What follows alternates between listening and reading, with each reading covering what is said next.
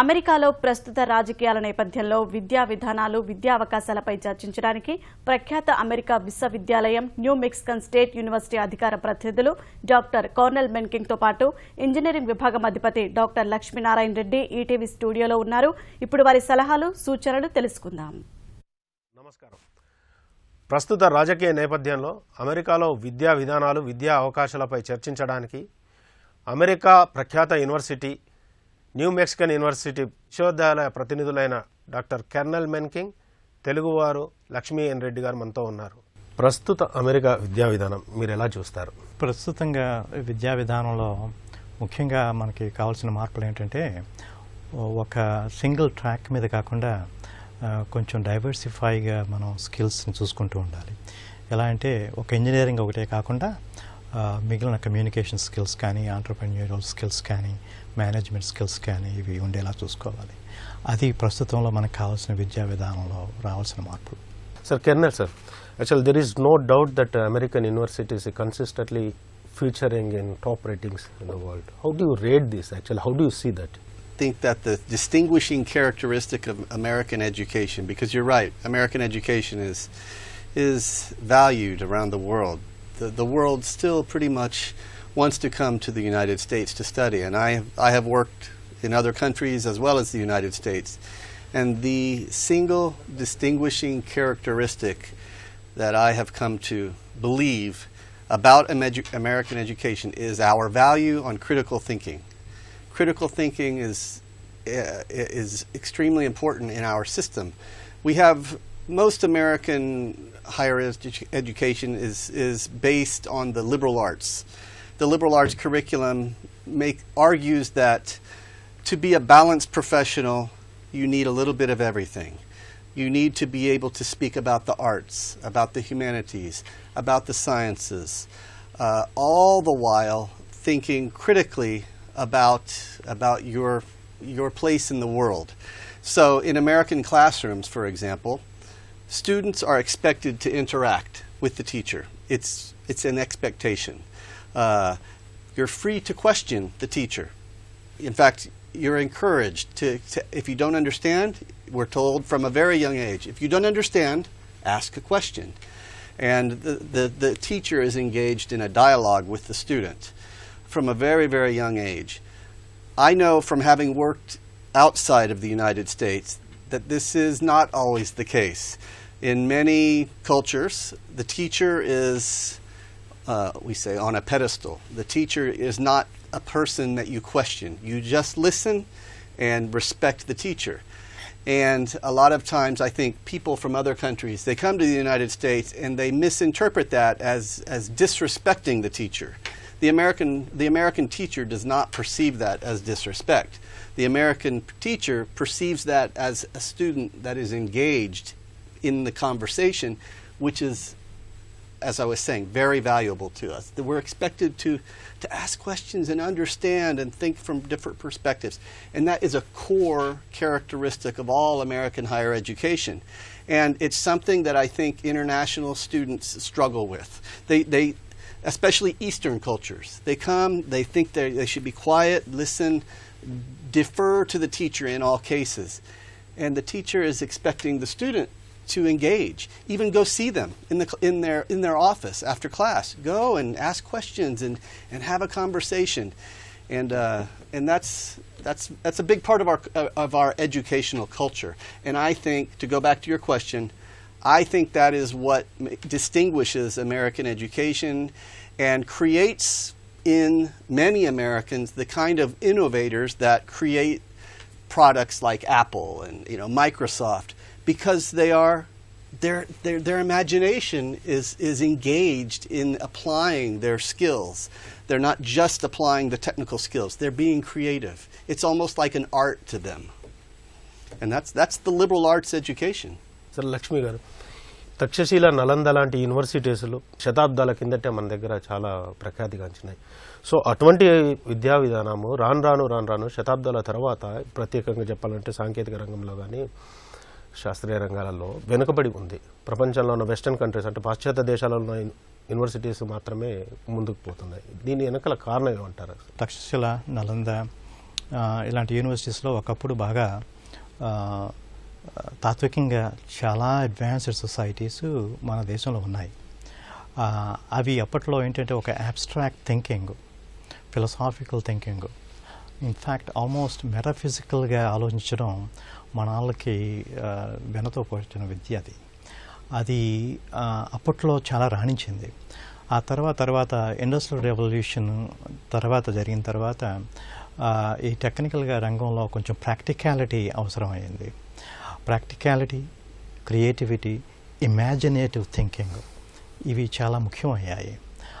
ఇప్పుడు ఒక ఇన్ఫ్రాస్ట్రక్చర్ దాని డెవలప్మెంట్ కానీ లేకపోతే డిజైన్ కానీ మెయింటెనెన్స్ కానీ చేసుకుంటున్నప్పుడు ఈ ప్రాక్టికల్ థింకింగు, తర్వాత ఒక మెటీరియలిస్టిక్ థింకింగు, ఆ మెటీరియలిస్టిక్ థింకింగు అన్నది మనకి కొంచెం వెస్ట్లో అది రాణించింది ఎక్కువగా. మనం ఈ అబ్స్ట్రాక్ట్ థింకింగ్ తర్వాత ఫిలసాఫికల్ థింకింగ్లో ఎక్కువ రాణించేటప్పటికీ ఈ ప్రాక్టికల్ లైన్స్లో కొంచెం వెనకబడ్డాం. అంతేగాని అప్పుడు ఉన్న స్కిల్స్ ఇప్పుడు అవసరం లేదు అని అనుకోవడం కూడా తప్పే. అప్పుడు ఉన్న స్కిల్స్ ఇంకా ఇప్పుడు మన ఇండియన్ స్టూడెంట్స్ అక్కడికి వెళ్ళి ఫిలసాఫికల్గా ఒక ఇంజనీరింగ్కి మరొక డైమెన్షన్ ఇవ్వడంలో మన వాళ్ళే గొప్ప. మన వాళ్ళల్లో ఉన్న స్కిల్స్ ఆ స్కూల్స్ నుంచి ఇంతవరకు వస్తున్న స్కిల్స్ చాలా మంచి స్కిల్స్, చాలా గొప్ప స్కిల్స్ అవి. వాటిని మనం ప్రాక్టికల్ థింకింగ్, ఒక క్రియేటివ్ థింకింగ్ లేకపోతే ఒక ఇమాజినేటివ్ థింకింగ్ వాటితో జోడు చేసుకొని రంగంలో ఇంకా చాలా ముందుకు వెళ్ళొచ్చు వాళ్ళకన్నా ముందు. అలా చేస్తున్నారు కూడా మన కొంతమంది ఇక్కడి నుంచి మన ట్రైన్ అయిన వాళ్ళు. ముఖ్యంగా ఏమిటంటే అనలిటికల్ థింకింగ్ ఆఫ్ ది వెస్ట్ని మనం మన ఫిలసాఫికల్ థింకింగే కానీ లేకపోతే అబ్స్ట్రాక్ట్ థింకింగే కానీ లేకపోతే మెటాఫిజికల్ అని అనను కానీ ఒక really innovative way of looking at things that are not necessarily materialistic. అంటే భౌతికవాదంగానే కాకుండా మిగిలిన పాయింట్స్ ఆఫ్ వ్యూని తీసుకురావడంలో ఆ దృక్పథం మనకి ఎక్కువగా ఉంటుంది. దీనిని వెస్ట్తో ఉన్న ప్రాక్టికల్ థింకింగ్తో జోడు చేసుకుంటే ఆ నలంద తక్షశిలలో వచ్చిన ఆ సమర్థతలన్నీ మనం ఇప్పుడు కూడా ఉపయోగించుకొని వాళ్ళలాగా రాణించవచ్చు అన్నమాట. ఒక యాపిల్ కానివ్వండి లేకపోతే మైక్రోసాఫ్ట్ కానివ్వండి, ఇవన్నీ కూడా ఒక ప్రాక్టికల్ థింకింగ్తో, ఒక ఇమాజినేటివ్ థింకింగ్తో ఒక అందాన్ని సృష్టిద్దాం అన్న థింకింగ్తో అన్నీ చేయొచ్చు. ఇవన్నీ కావాలి.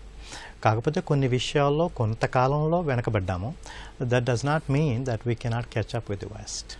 Sir, many students and parents doesn't know that is what kind of scholarships and fellowships are giving by American institutions and American government. So could you say about that actually to make aware of students and their parents? So we're from New Mexico State University, which is an institution on our main campus about 15,000 students. Of those 15,000, we have about 1,500 international students, half of them undergraduate, half of them graduate. The graduate and the undergraduate have different opportunities. For the undergraduate, they are able to work on campus. So the way it works in the United States is the university provides an invitation that leads to a visa to study in the United States. On that visa, which is managed by our office, an international student is allowed to work for 20 hours per week. So undergraduates very often will work on campus. They have to be on campus. They can't work outside of the university, but they can work on campus, and they receive an hourly pay. It's not a lot of money, but it helps. And they can work in the restaurants or in an office. For example, my office, we have a few student workers. So that's the primary mechanism for international students to get some extra money while they study. At the graduate level, and Dr. Reddy can speak specifically to engineering, but at the graduate level, mostly the biggest opportunities are in the form of assistantships. You can have research assistantships, teaching assistantships, different jobs. But an assistantship is basically an academic job So it's the undergraduates may be just doing clerical work, but the graduate levels they're doing professional work, and that comes with a job, with pay, and reduced tuition. So it's a very nice arrangement. So, for example, in the College of Engineering at New Mexico State, his office manages the assistantships for all engineering graduate students. And so every college has a pool of assistantships that they award to graduate students. Those are the two biggest ways that people get financial assistance. The U.S. government doesn't provide any assistance to international students. A lot of times, I don't know about India, but a lot of times foreign governments will sponsor their own students, and we have a lot of those kind of students. Sir Lakshmi గారు, ప్రపంచంలో అత్యున్నతమైన యూనివర్సిటీస్లో 10 అత్యున్నత విశ్వవిద్యాలయాలు తీసుకుంటే అందులో 5 అమెరికాకు సంబంధించినవి ఉంటాయి ప్రతి సంవత్సరం. సో ఈ నేపథ్యంలో భారతదేశ విద్యా విధానానికి, అంటే యూనివర్సిటీలో చెప్తున్న విద్యా విధానానికి, అమెరికాలో ఉన్న విద్యా విధానానికి, దాని ఉన్నత స్థాయిలో లేకుంటే ఉన్నత విద్యా విధానంలో ఉన్న ప్రత్యేకతలు ఏంటి? అది చాలా చక్కటి ప్రశ్న అండి. మీరన్నది అక్షరాల నిజం. అత్యున్నతమైన విశ్వవిద్యాలయాలు చాలా ఎక్కువగా అమెరికాలోనే ఉన్నాయి. దానికి ఒక ముఖ్యమైన కారణం ఉందండి. ఆ కారణం ఏంటంటే, మీరు ఇందాక తక్షశిల, నలంద విశ్వవిద్యాలయాలు అంత గొప్ప కాలంలో నుంచి మనం వచ్చాం, ఎందుకు మనం ఈ రంగంలో కొంత వెనకబడి ఉన్నాం అన్న ప్రశ్నకి ఈ ప్రశ్న చాలా సంబంధం ఉంది. ఇది ఆలోచించుకున్నప్పుడు మనం చూసుకోవాల్సింది ఏంటంటే, ఒక ఇంజనీరింగ్ తీసుకోండి, లేకపోతే ఏదైనా ఒక ప్రొఫెషనల్ ఫీల్డ్ తీసుకోండి. అది తీసుకున్నప్పుడు మన ట్రైనింగు అమెరికన్ విధానం చాలా తేడాగా ఉంటాయి. మన ట్రైనింగ్లో ఏంటంటే, ఒక డైమెన్షన్లో ఇంజనీరింగ్ సబ్జెక్ట్స్ని చాలా క్షుణ్ణంగా మనం ఇంట్రొడ్యూస్ చేస్తాం స్టూడెంట్స్కి. అది చాలా చక్కగా పనికొస్తుంది. మన వాళ్ళు అభివృద్ధి చెందుతున్నారు ఆ స్పెసిఫిక్ రంగాల్లో. కాకపోతే అమెరికా విద్యా విధానంలో ఉన్న తేడా ఏంటంటే, ఆ ఇంజనీరింగ్లోనే కాకుండా ఆ ఇంజనీరింగ్లో ఉన్న పరిశీలన, ఒక అబ్జర్వేషన్ తీసుకుని చక్కగా దాన్ని విశదపరిచి నాన్ ఇంజనీరింగ్ పీపుల్కి చెప్పగలగడం.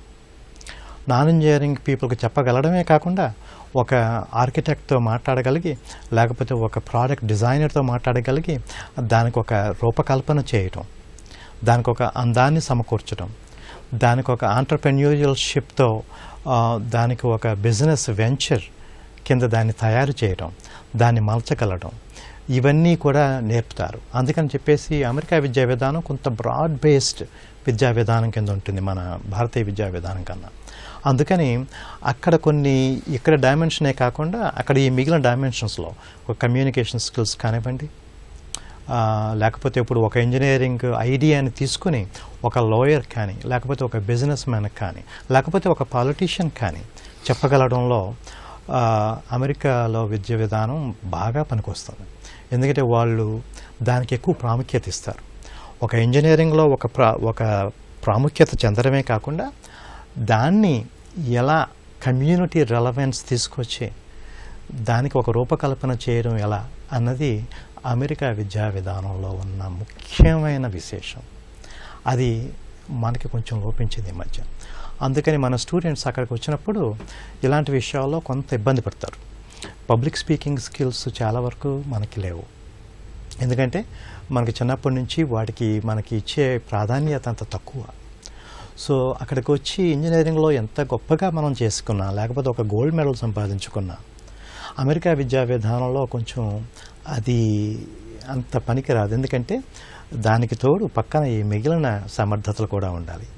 మాట్లాడగలడమే కాకుండా ఒక బిజినెస్ వెంచర్ క్యాపిటల్ని ఒక అట్రాక్ట్ చేసి దాన్ని చక్కగా రూపొందించడం. ఇప్పుడు మీరు యాపిల్ని చూడండి, మైక్రోసాఫ్ట్ చూడండి, ఇలాంటివన్నీ గూగుల్ చూడండి, ఇలాంటివన్నీ ఒక్క ఇంజనీరింగ్తోనే పైకి రాలేదు. అందులో ఉన్న పెద్ద పెద్ద ఆఫీసర్లు అందరూ ఇప్పుడు ఇంజనీరింగ్ నుంచి వచ్చిన వాళ్ళు కాదు.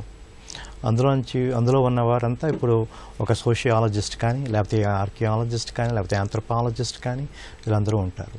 అందుకని ముఖ్యంగా మన ఇండియా స్టూడెంట్స్కి నేను ఇచ్చే సలహా ఏంటంటే, ఒక్క ఇంజనీరింగ్నే కాకుండా అమెరికా విద్యా విధానంలో అన్నిటినీ కలిపి ఒక ఇంజనీరింగ్కి కమ్యూనిటీ రెలవెన్స్ వచ్చేలా అన్ని స్కిల్స్ని అన్ని సమర్థతలని తీసుకుని దానికి ఒక ప్రమాణం చేకూర్చుకోవాలి. ఏ ఐడియాకైనా సరే, ఏ ప్రాజెక్ట్కైనా సరే అది ముఖ్యం. అది ముఖ్యంగా అమెరికా విద్యా విధానానికి మన భారతీయ విద్యా విధానానికి ఉన్న తేడా. అందుకని ముఖ్యంగా టాప్ యూనివర్సిటీస్ ఎక్కువగా అమెరికాలో ఉంటాయి. ఇది ఇండియాకి అమెరికాకి సంబంధించిన పోలికే కాదు, ప్రపంచం మొత్తం మిగిలిన దేశాలు అన్నిటితో పోల్చిన అమెరికాలో ఎక్కువగా ఉంటాయి. దానికి ముఖ్యమైన కారణం ఇదే. Okay, sir.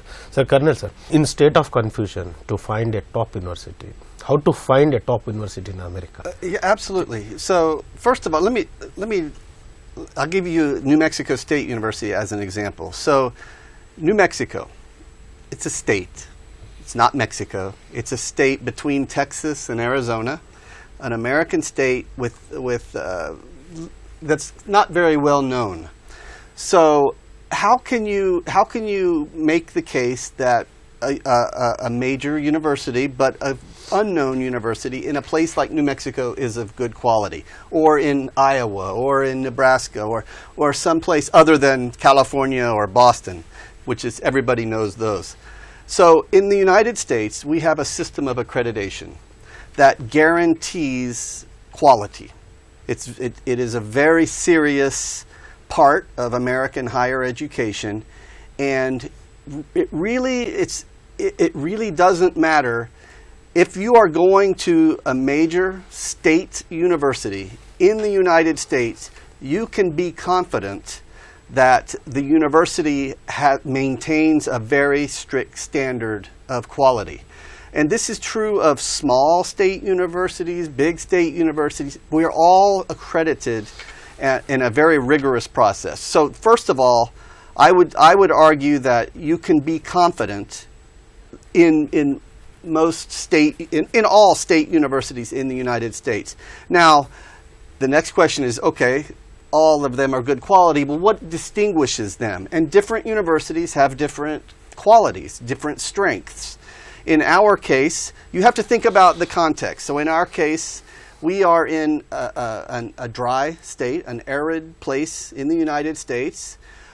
We struggle with rural development. So you look at our programs and we have certain strengths. For example, anything regarding water management.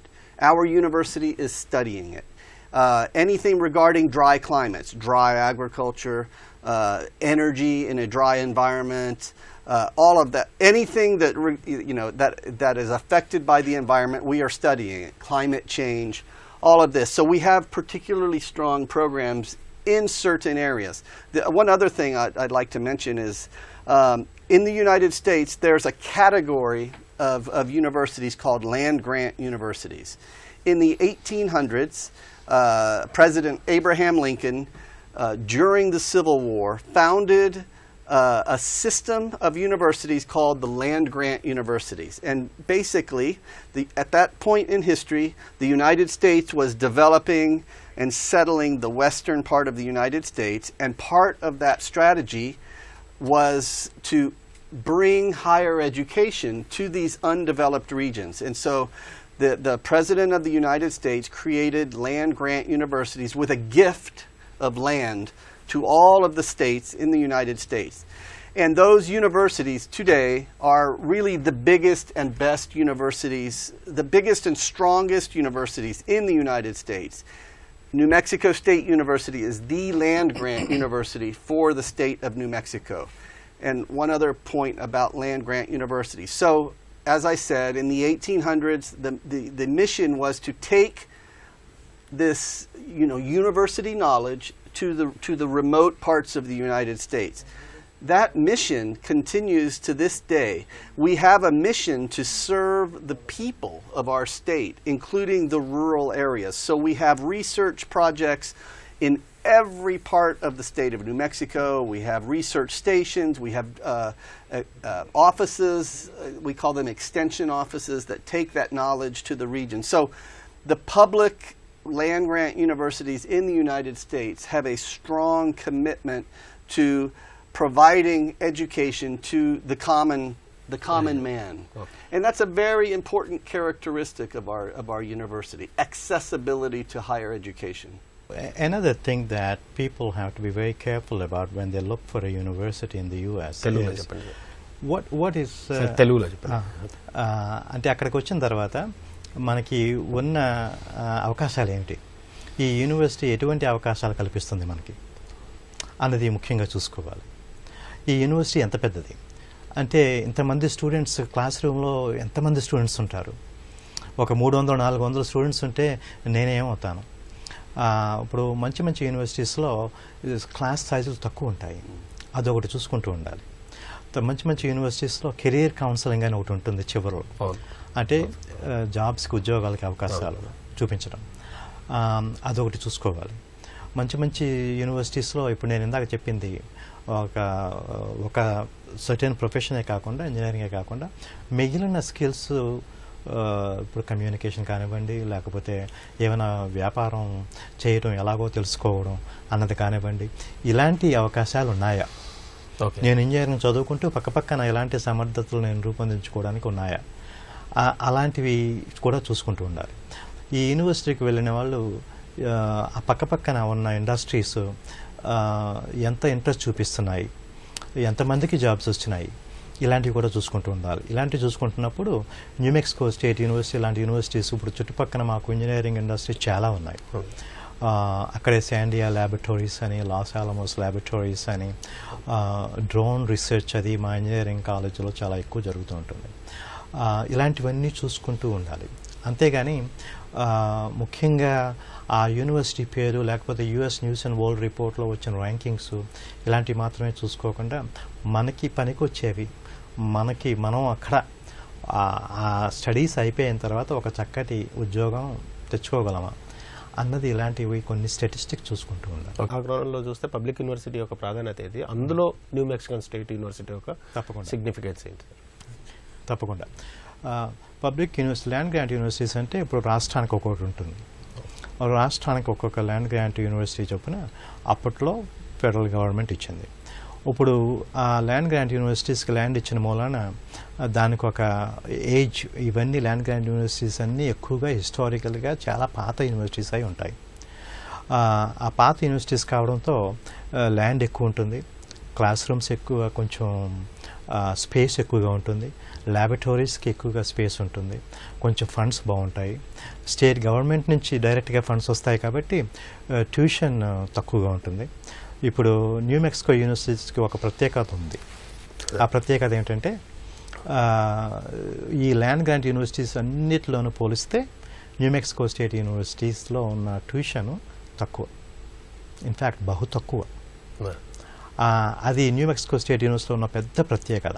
ఏంటంటే మన దేశం నుంచి వచ్చిన చాలామంది స్టూడెంట్స్ నాకు ముఖ్యంగా చేసే కామెంట్ ఏమిటంటే, అబ్బా బాగుందండి, ఇక్కడ వాతావరణం చాలా బాగుంది. ముఖ్యంగా అది కొండల్లో ఉంటుంది న్యూ మెక్సికో స్టేట్ యూనివర్సిటీ, వాతావరణం బాగుంది, చాలా సేఫ్ అండ్ సెక్యూర్, ఎక్కడ చూసినా అంతా డైవర్సిటీ పాపులేషన్, కొంతమంది యూరోప్ నుంచి, కొంతమంది అమెరికా నుంచి, కొంతమంది ఇలా లాటిన్ అమెరికా నుంచి, చైనా నుండి, ఇండియా నుండి, డైవర్సిటీ బాగుంటుంది. ఒకవేళ ఏ రకమైన ఎయిడ్ లేకపోయినా, స్కాలర్షిప్స్ లేకపోయినా మనకి ట్యూషన్ చాలా అందుబాటులో మనకు ఉంటుంది. అది న్యూ మెక్సికో స్టేట్ యూనివర్సిటీలో ఇంకొక ప్రత్యేకత. మరొక ప్రత్యేకత, ముఖ్యంగా ఇంజనీరింగ్లో ఉన్న ప్రత్యేకత ఏంటంటే, ఇప్పుడు ఇంజనీరింగ్ ఒకటే కాకుండా మిగిలిన స్కిల్స్కి మనం మళ్ళీ దానికి ఇంకా ఇంత డబ్బు కట్టాలి, దీనికి ఇంత డబ్బు కట్టాలి అని ప్రైవేట్ యూనివర్సిటీస్లో చాలా ఎక్కువ డబ్బులు ఛార్జ్ చేస్తారు. న్యూ మెక్సికో స్టేట్ యూనివర్సిటీలో అది బహు తక్కువ. ఇన్ఫ్యాక్ట్ మిగిలిన సమర్థతలు ఏమైనా సంపాదించుకోవడానికి ఎటువంటి ఎక్స్ట్రా ట్యూషన్ లేదు. ఈ ఇంజనీరింగ్ కాలేజీలో మన స్టూడెంట్స్ ఇప్పుడిప్పుడు తెలుసుకుంటుంది ఏమిటంటే, టాప్ ప్రైవేట్ స్కూల్స్ కన్నా ఇక్కడికి వచ్చి ఇంజనీరింగ్ చేసుకుంటూ మన జాబ్ ఆపర్చునిటీస్ రావడానికి, లేకపోతే మిగిలిన వెంచర్ క్యాపిటల్, కొంచెం ఆంటర్ప్రెన్యూరిజం ఇవన్నీ తెలుసుకోవడానికి అవకాశాలు, ఏరో హెడ్ సెంటర్ అని ఒకటి ఉంది, అవకాశాలు ఎక్కువగా ఉన్నాయి. అందుకని మీ ప్రశ్నకి సమాధానం క్లుప్తంగా చెప్పాలంటే పబ్లిక్ యూనివర్సిటీస్ అన్నీ జనరల్గా ట్యూషన్ కొంచెం తక్కువగా ఉంటాయి ప్రైవేట్ కన్నా. రాష్ట్రానికి ఒక్కొక్క ల్యాండ్ గ్రాంట్ యూనివర్సిటీ ఉంటుంది. ఈ న్యూ మెక్సికో స్టేట్ యూనివర్సిటీకి ఉన్న ప్రాధాన్యత ఏంటంటే, ఇది చాలా one of the oldest universities. అందులో ఉన్న ఇంజనీరింగ్ కాలేజ్ కూడా one of the oldest engineering colleges. దాంతో చాలా చక్కటి ఇన్ఫ్రాస్ట్రక్చర్, అందులో నుంచి వచ్చిన గొప్ప వాళ్ళు చాలామంది ఉన్నారు. ప్లూటో ప్లానెట్ని కనుక్కున్న వారు అక్కడి నుండే. తర్వాత కంప్యూటర్ సైన్స్లో మొట్టమొదటిసారిగా పిహెచ్డి సంకల్పించింది కూడా ఆ యూనివర్సిటీలోనే. తర్వాత ఇప్పుడు మీరు చేస్తున్న ఈ టెలివిజన్ బ్రాడ్కాస్టింగ్ రేంజ్ పెంచుకోవడానికి చేసిన ఒక గొప్ప సైంటిస్ట్ మా ఇంజనీరింగ్ కాలేజీలోనే నాకు ముందుగానే డీన్గా చేశాడు ఆయన, రాబర్ట్ గాడాడ్ అని. ఇలాంటి గొప్ప గొప్ప మహానుభావులు చాలామంది ఉన్నారు అక్కడి నుండి. వీళ్ళు ప్రపంచవ్యాప్తంగా ఇప్పుడు బోస్ స్పీకర్ చేస్తున్నప్పుడే క్లిప్స్ స్పీకర్స్ అని వచ్చేవి, ఆయన అక్కడ వాడే. ఇలాగ న్యూ మెక్సికో స్టేట్ యూనివర్సిటీ, ఇలాగే ప్రతి ల్యాండ్ గ్రాంట్ యూనివర్సిటీలోనూ గొప్ప గొప్ప అంశాలు కొన్ని ఉంటాయి. అవి ల్యాండ్ గ్రాంట్ యూనివర్సిటీలు చాలా పాతవి కాబట్టి అక్కడ ఎక్కువగా ఇలాంటి ఎగ్జాంపుల్స్ ఉంటూ ఉంటాయి. న్యూ మెక్సికోలో ఉన్న గొప్ప వాళ్ళు చాలామంది ఉన్నారు. Our context really defines what we are strong in.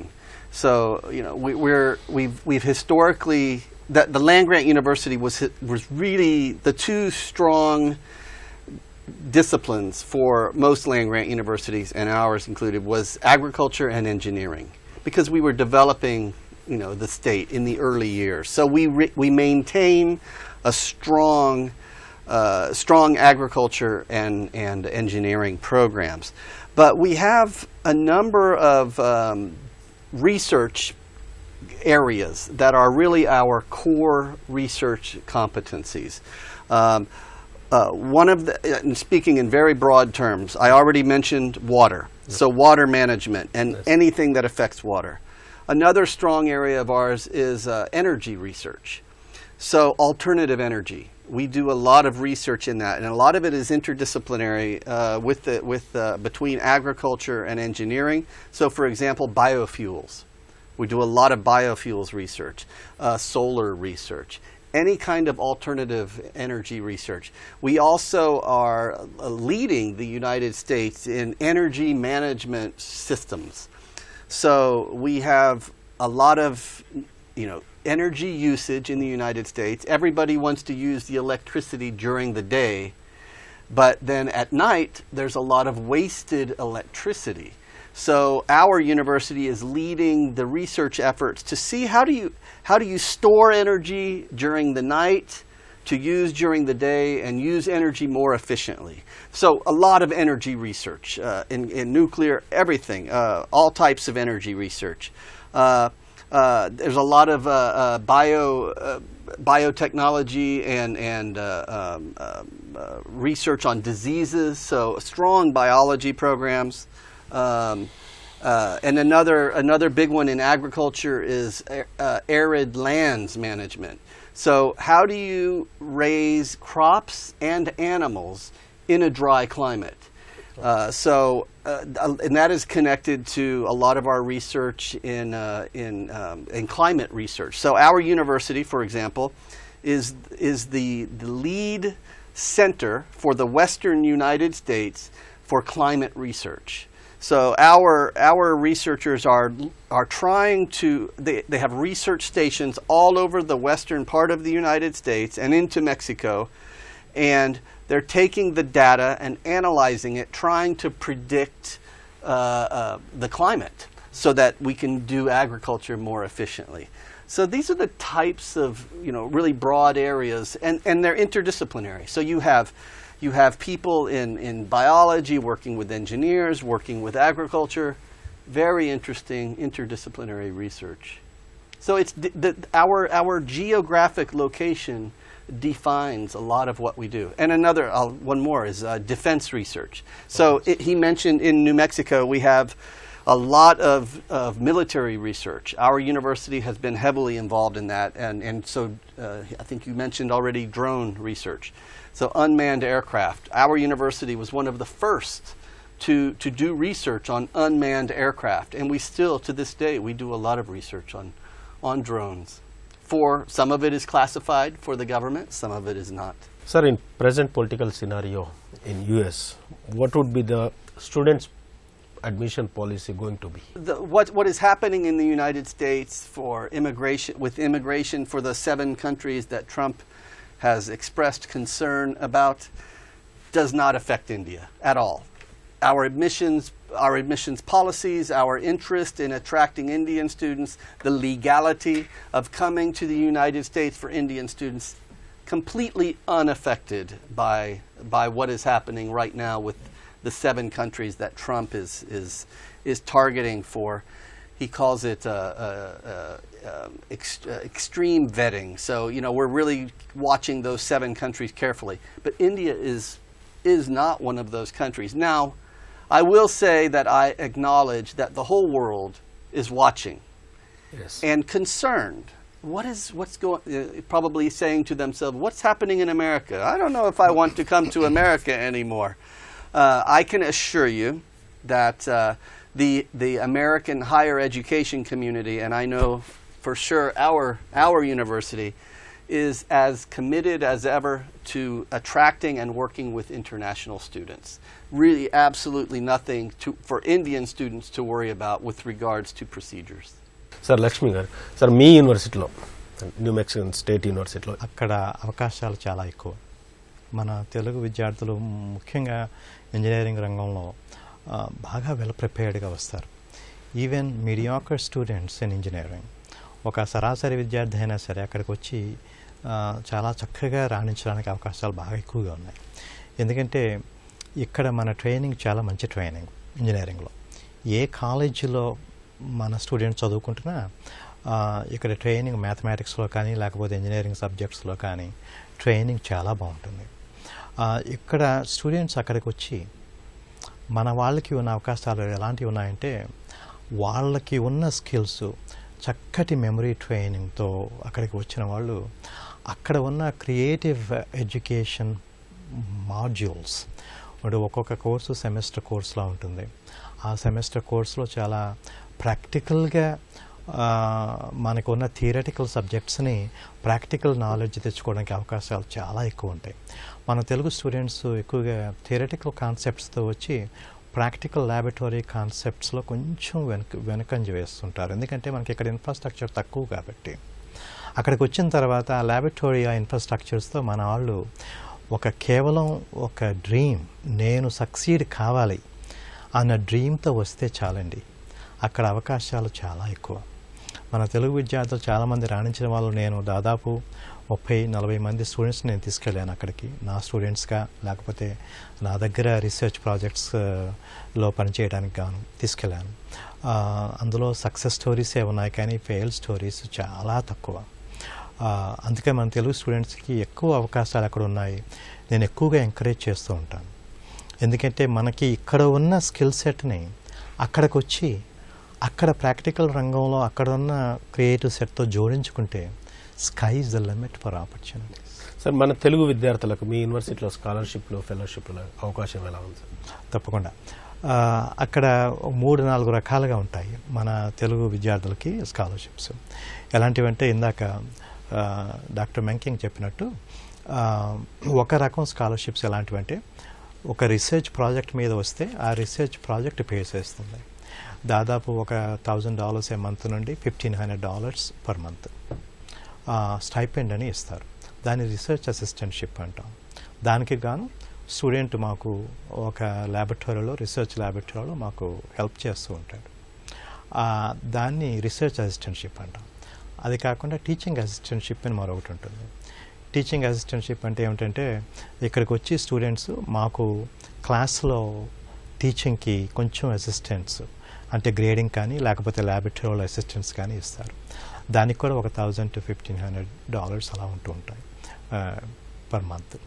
ఆ తర్వాత కేవలం ఒక ట్యూషన్ వేవరే ఉంటుంది, అంటే ట్యూషన్ మాత్రమే ఇస్తాము. మేము రీసెర్చ్ అసిస్టెంట్షిప్ కానీ లేకపోతే టీచింగ్ అసిస్టెంట్షిప్ కానీ లేకపోతే ట్యూషన్ మాత్రం తగ్గిస్తాము. ఇలాంటివి 3-4 రకాలుగా మన స్టూడెంట్స్, ఇప్పుడు మీరు ఎక్కడైనా సరే న్యూ మెక్సికో స్టేట్ యూనివర్సిటీలో ఒక స్టూడెంట్ని ఆపి అడిగితే, ఏమిటి నీకు ఎటువంటి స్కాలర్షిప్ ఉంది అని అడిగితే ఈ 3-4 ఏదో ఒకటి చెప్తారు. ముఖ్యంగా న్యూ మెక్సికో స్టేట్ యూనివర్సిటీలో ఉన్న ప్రత్యేకత ఏంటంటే, అక్కడ ఎఫోర్డబిలిటీ, కాస్ట్ ఆఫ్ లివింగ్ చాలా తక్కువ.